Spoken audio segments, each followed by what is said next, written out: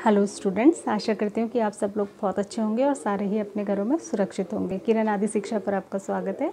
हम लोग class 9th NCERT का चैप्टर नंबर 6 कर रहे हैं, that is lines and angles.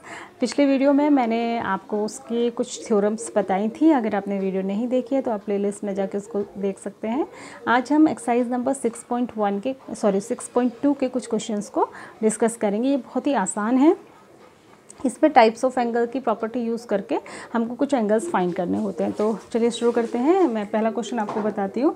पहले क्वेश्चन में इन फिगर, ये जो एक फिगर आपको दी गई है, इसमें ये बोल रहा है कि ए बी जो लाइन है वो सी डी के पैरेलल है। ये पैरेलल का साइन होता है, A B is parallel to C D. तो आपको एक्स और वाई की वैल्यू फाइंड करनी है। अब इसमें एक्स और वाई की वैल्यू फाइंड करने के बहुत सारे तरीके हैं, ठीक है। मैं एक तरीके से आपको बता देती हूँ। देखिए, बहुत आसान है ये। इसमें क्या है, ये एक स्ट्रेट लाइन है, ठीक है। तो 50 और x मिलकर एक लीनियर पेयर बनाते हैं। स्ट्रेट लाइन पे बनने वाला पूरा एंगल जो होता है वो हमेशा कितना होता है, 180 डिग्री होता है।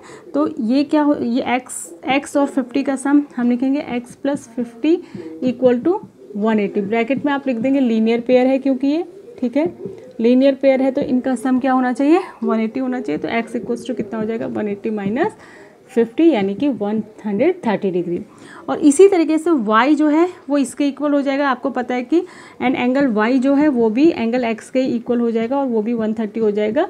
क्यों, ये क्या है, इंटीरियर अल्टरनेट एंगल्स जो कि आपस में इक्वल होते हैं। और अगर इससे नहीं करते तो इससे भी कर सकते थे। ये वर्टिकल अपोजिट एंगल है और ये 130 है तो ये भी 130 होता। तो इस तरीके से आप इसको फाइंड कर सकते हैं, ठीक है। उसके बाद हम सेकंड क्वेश्चन पे आते हैं। सेकंड क्वेश्चन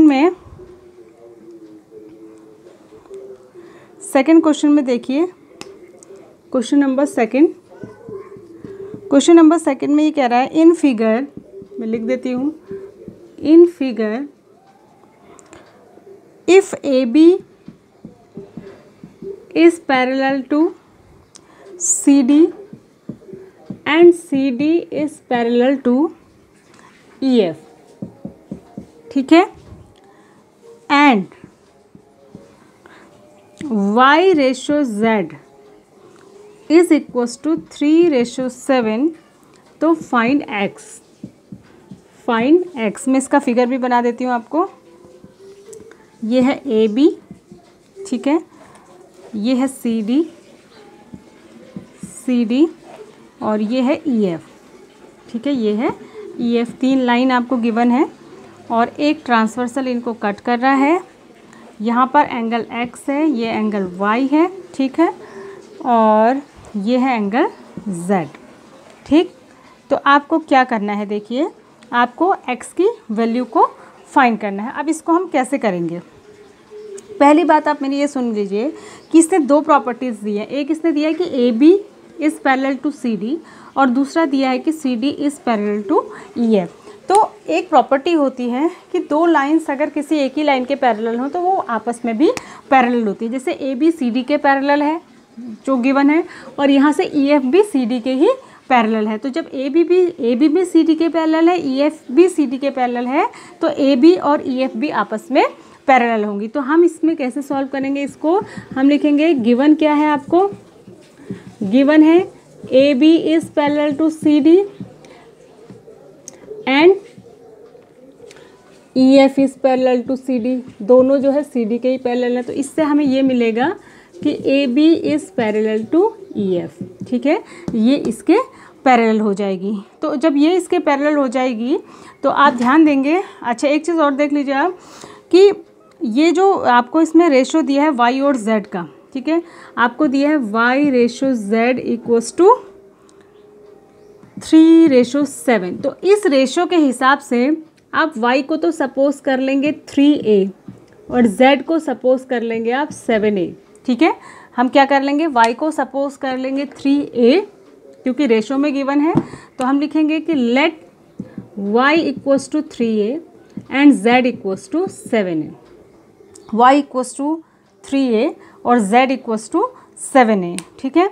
तो अब हम इसको कैसे सॉल्व करेंगे, देखिए, जो Z है, क्योंकि AB और EF जो है वो पैरेलल हैं, ए बी और ई एफ पैरेलल आ गई हमारी, हमने यहाँ से लिखा कि A B is parallel to E F. तो ये जो जेड होगा ये एक्स के, थोड़ी देर के लिए इस लाइन को भूल जाइए बीच की, तो एक्स और जेड आपस में क्या होंगे, अल्टरनेट होंगे, एक्स और जेड आपस में क्या होंगे, अल्टरनेट। तो हम लिखेंगे since A B is parallel to E F, तो इसका मतलब क्या हो जाएगा कि angle X and angle Z are alternate angles, ठीक है, अल्टरनेट एंगल्स। और जब ये अल्टरनेट होंगे तो एंगल एक्स जो होगा वो एंगल जेड के इक्वल होगा। आपको दिखाई नहीं दे रहा, ये देखिए, जो एंगल एक्स होगा वो एंगल जेड के अल्टरनेट होगा और इक्वल होगा। तो एंगल जेड 7x है, 7a है, तो एंगल एक्स भी क्या हो जाएगा, 7a हो जाएगा। अब एक्स और वाई आपको दिख रहा है कि को इंटीरियर एंगल्स हैं और इनका सम 180 होता है। तो हम लिखेंगे angle X plus angle Y का सम होगा 180, क्योंकि ये कैसा एंगल है, को इंटीरियर। कारण भी ब्रैकेट में लिखते रहना होता है, ज्योमेट्री में ये ध्यान रखना है, ठीक है।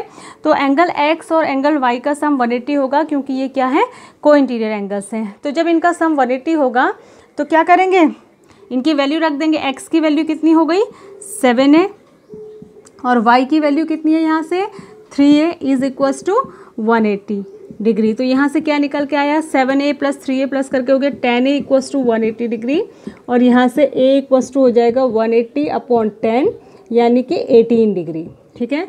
तो a की वैल्यू कितनी आ गई, a की वैल्यू आ गई आपकी 18 डिग्री।